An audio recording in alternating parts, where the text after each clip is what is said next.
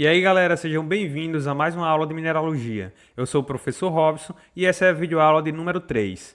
Hoje iremos abordar um pouco sobre a estrutura dos minerais e os sistemas cristalinos. Simbora! Então o objetivo principal da nossa aula é compreender a estrutura interna de um mineral, bem como os parâmetros que regem os sistemas cristalinos. Então, de início, é importante destacar a definição de substância cristalina, que, como um todo, são sólidos homogêneos que apresentam estrutura atômica ordenada. Então, na aula anterior, eu já mostrei que os minerais eles são reflexo da repetição de uma unidade mínima.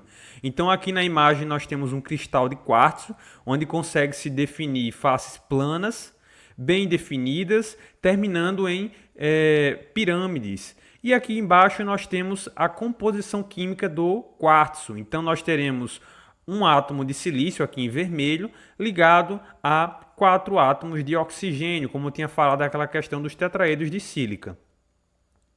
Já as substâncias não cristalinas, também determinadas como amorfas, as partículas elas são dispostas de forma caótica. Então aqui ao lado nós temos o exemplo do vidro vulcânico ou a obsidiana.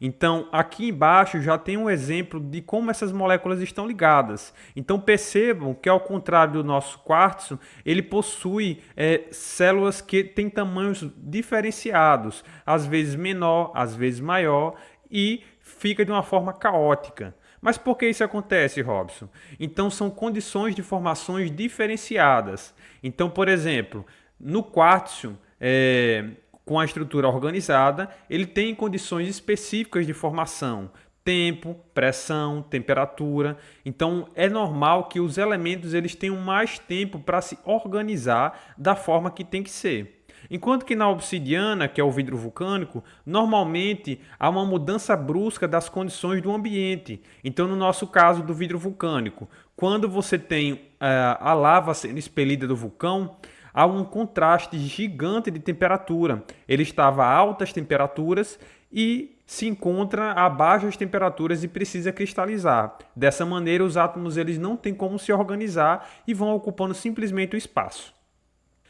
Levando em consideração também essa questão de cristal, onde, como já foi definido anteriormente, trata-se de qualquer sólido homogêneo que tenha uma estrutura interna tridimensional organizada e que pode apresentar faces planas.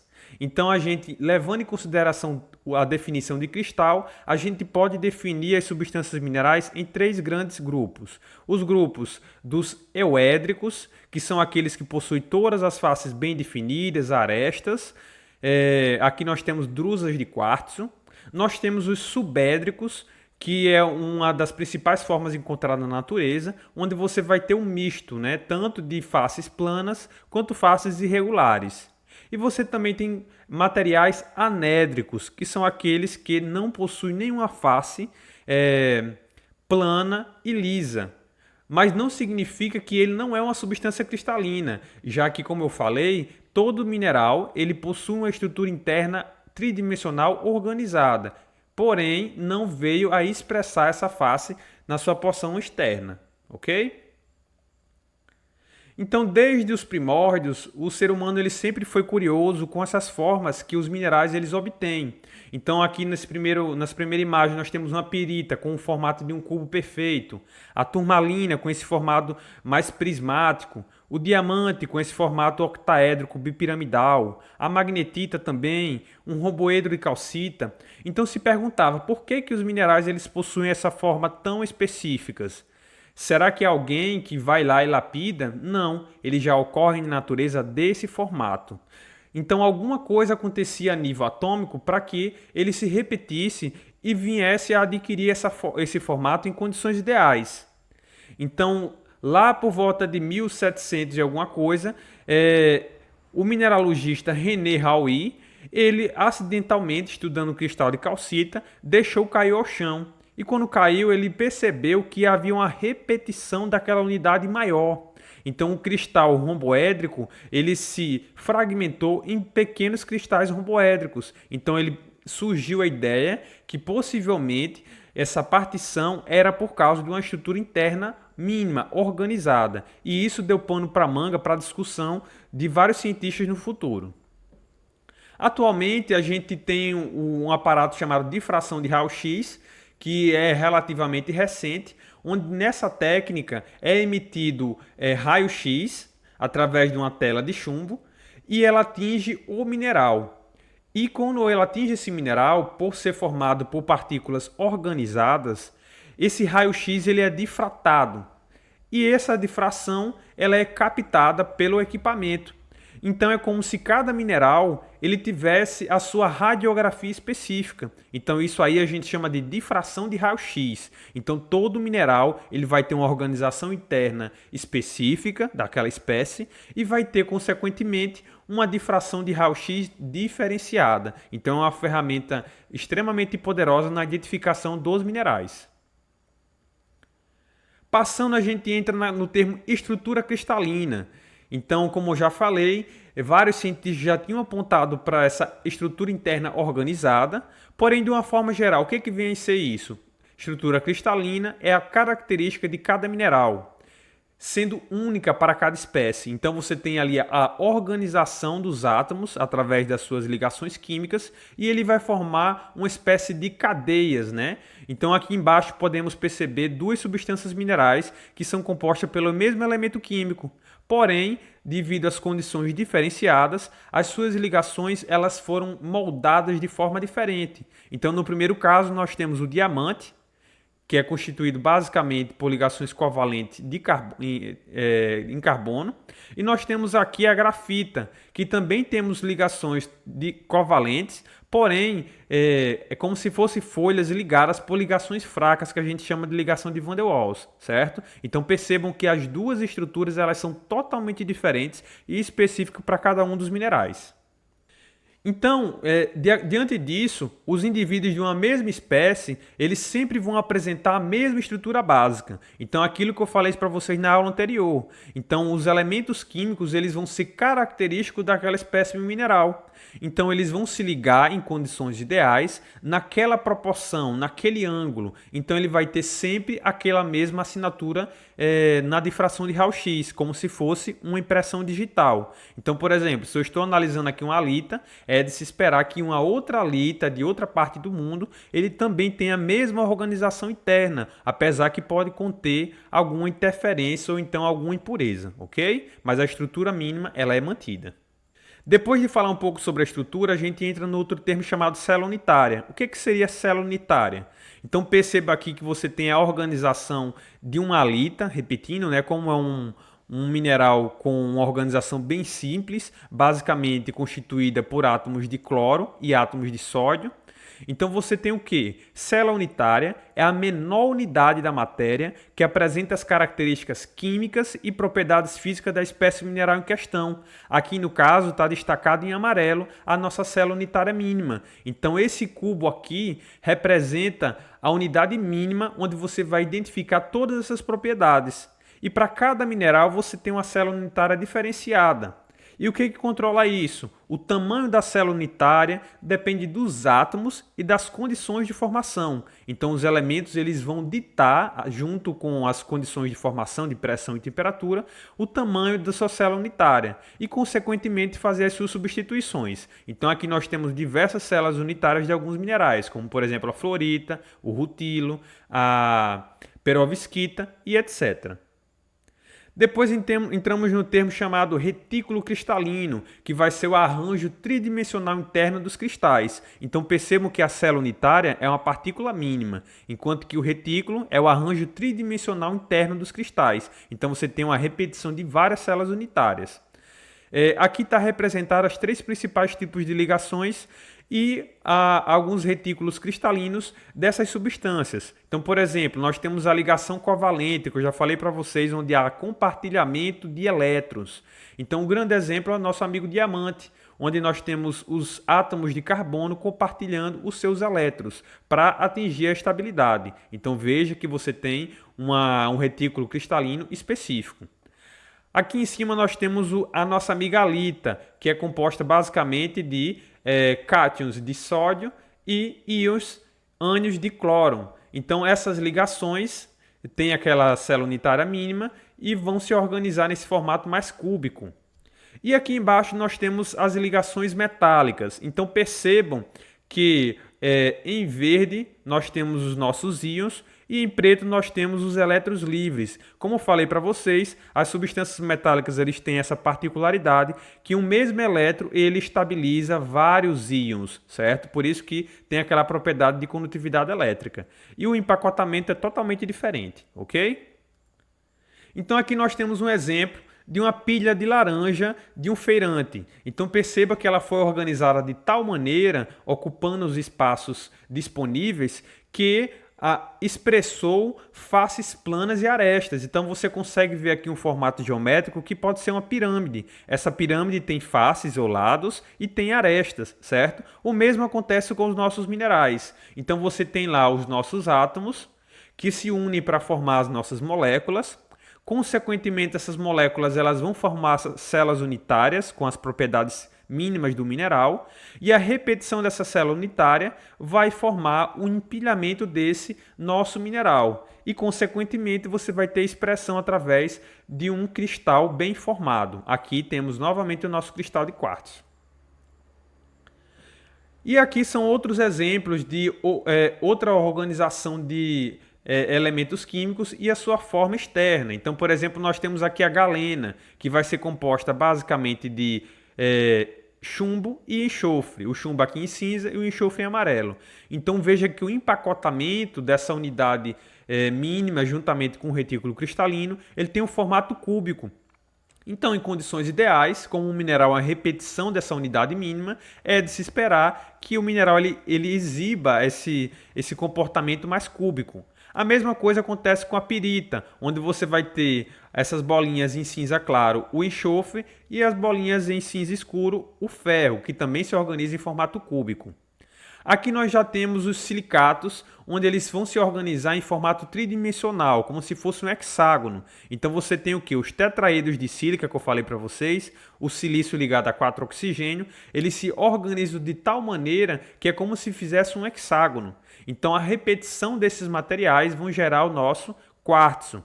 A mesma coisa acontece aqui com o berílio, onde você vai ter alumínio, silício, oxigênio e o próprio berílio em verde, ok? Depois de tudo isso, a gente entra numa ciência importante para o estudo dos minerais, que é a cristalografia. O que seria isso? Ela estuda a geometria dos arranjos atômicos nos cristais, tanto os naturais quanto os artificiais. E a partir desses cristais ideais, a gente determina o que a gente chama de elementos de simetria, que seriam elementos com a ajuda da geometria, que conseguem caracterizar os sólidos cristalinos. Então, primeiro a gente tem o eixo de simetria, que está representado aqui pela letra E. O que seria esse eixo de simetria? Essa linha reta imaginária que vai passar pelo centro geométrico e em torno do qual pode-se girar o cristal e ele vai se repetir. Então, por exemplo, se eu girar aqui esse cristal, eu vou repetir 1, 2, 3, 4, 5, 6 vezes. Então, eu poderia dizer que o eixo aqui ele é cenário, ele se repete 6 vezes. Poderia repetir 2, 3, 4 e assim sucessivamente, certo? Depois a gente entra no termo chamado plano de simetria, representado pela letra M. Então, um plano de simetria nada mais é que um plano imaginário que vai dividir o cristal em duas metades simétricas, ou seja, cada uma das metades é a imagem espelho da outra. E por fim nós temos o centro de simetria, que seria coincidente com o centro geométrico do cristal. É como se fosse o ponto mínimo onde os elementos eles vão se cruzar e vão se tornar simétricos. Então, a organização desses três elementos de simetria vão gerar diferentes sólidos e a partir dessa variação dos elementos de simetria a gente entra nos nossos sólidos mínimos da natureza. Então, diante disso, do que foi exposto também, nós entramos na questão dos parâmetros da célula unitária. Lembra que eu falei que célula unitária é aquela unidade mínima que conserva as propriedades daquela substância mineral? Então, a gente pode identificar essa célula unitária pelo quê? Pelos seus eixos cristalográficos. Aqui eles estão representados pelas letras A, B e C, que é o perpendicular vertical, enquanto que o A e o B são horizontais. E nós temos as constantes angulares, alfa representando o ângulo entre o C e o B, o beta representando o ângulo entre o C e o A, e o gama representando o ângulo entre o A e B, ok?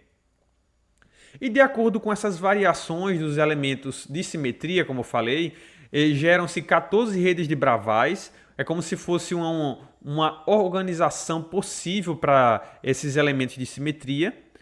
Geram 32 classes de simetria e essas 32 classes elas podem ser englobadas em 7 sistemas cristalinos. Mas, professor, o que vem a ser um sistema cristalino?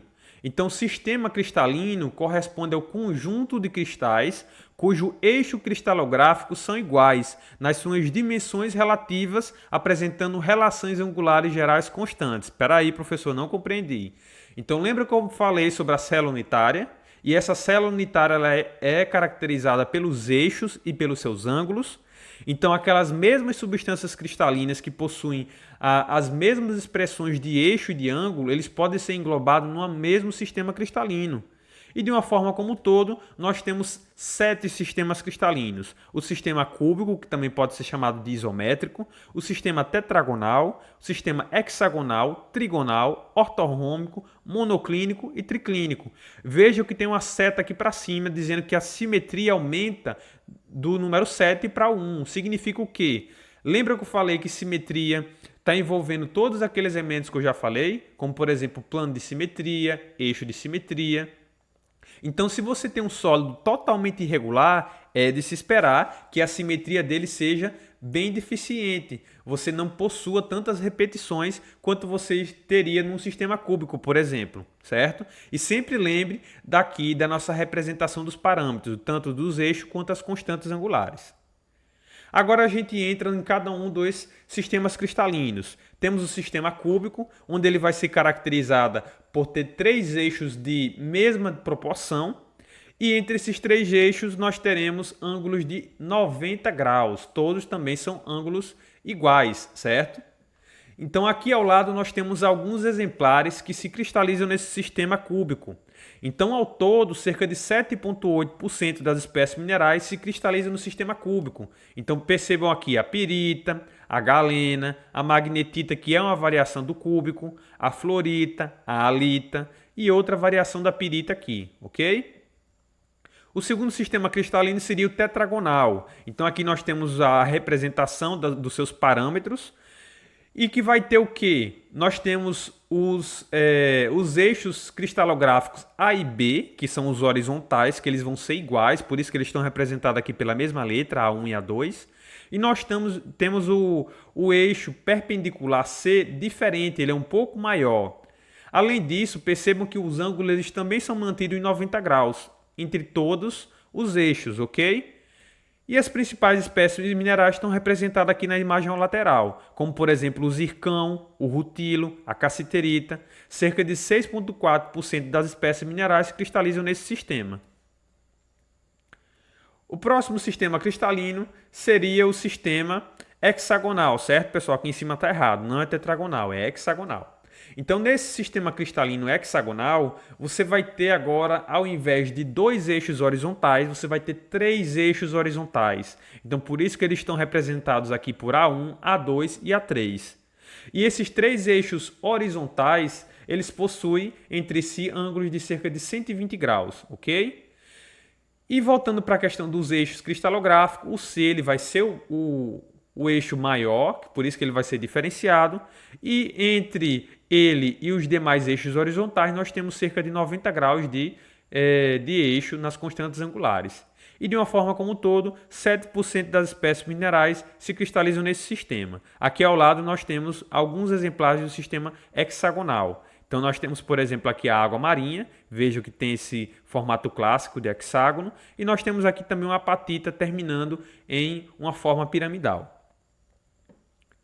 Passamos agora para o trigonal. Então aqui novamente está alterado, pessoal, é trigonal, certo? O trigonal, muitos autores englobam como se fosse uma subclasse do hexagonal. Então por isso que os eixos cristalográficos e as constantes eles vão ser os mesmos. Você vai ter lá três eixos horizontais que vão estar em triângulos de 120 graus entre si, e você vai ter um eixo C perpendicular que vai ser maior, certo?